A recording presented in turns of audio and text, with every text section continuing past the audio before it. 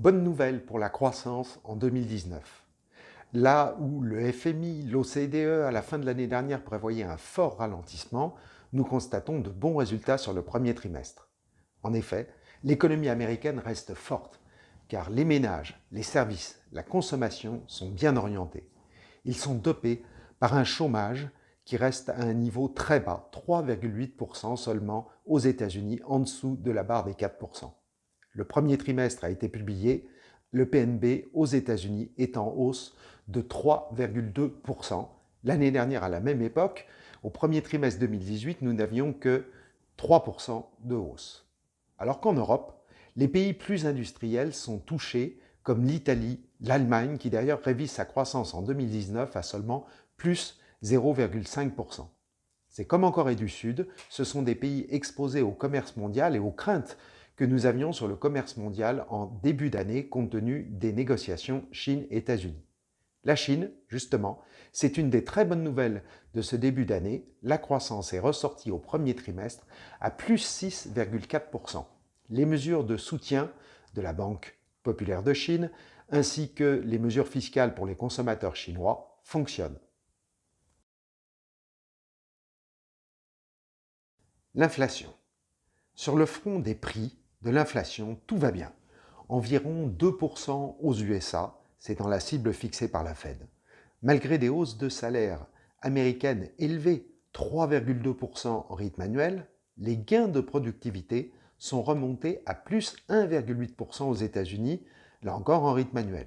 Il n'y a donc pas de dérapage pour le moment sur les prix. Idem en zone euro, où le ralentissement de l'activité fin 2018 a ramené l'inflation sous la barre des 1,5%, pas de quoi affoler la BCE. À surveiller néanmoins le pétrole, qui a bondi à plus de 70 $ compte tenu de l'embargo et des contraintes de production du Venezuela, aussi de la position américaine sur l'Iran. Sur le plan des taux d'intérêt, conséquence d'une inflation en baisse, d'une croissance économique qui était prévue inférieure, notamment aux zones euro, les taux d'intérêt baissent partout. Ils sont même repassés en négatif en Allemagne sur les taux à 10 ans d'emprunt d'État, moins 0,02%. Pas mieux pour la France, moins 0,25% pour le 5 ans. Pas de crise sur la dette italienne, ni même sur la dette anglaise. Les crédits d'entreprise, le high yield, se portent bien aussi. Les taux ont rebaissé en direction des niveaux bas de 2018. Véritable contagion.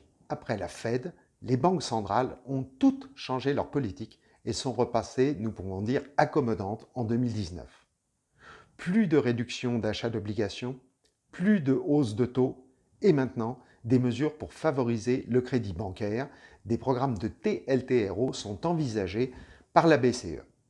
C'est un changement radical d'environnement par rapport à la fin de 2018 qui recrée des conditions de liquidité très favorables pour les bourses d'actions. Peu de risques politiques ou géopolitiques en ce printemps 2019, nous devons constater. En tout cas, leur perception par les marchés est peu préoccupante.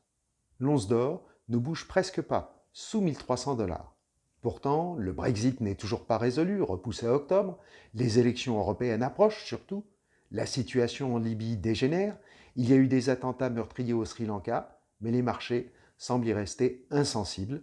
Les marchés considèrent qu'il y a moins de tensions ou de velléités conflictuelles, en tout cas qu'en 2018.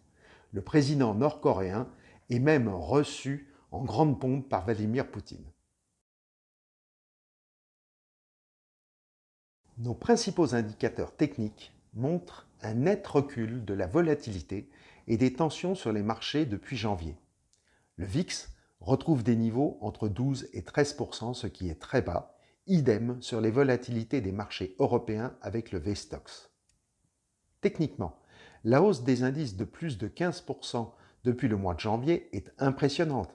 Les moyennes mobiles courtes sont largement repassées au-dessus des moyennes mobiles longues. Heureusement, les premières publications de résultats d'entreprise sont bonnes et confortent plutôt cette hausse des marchés d'actions.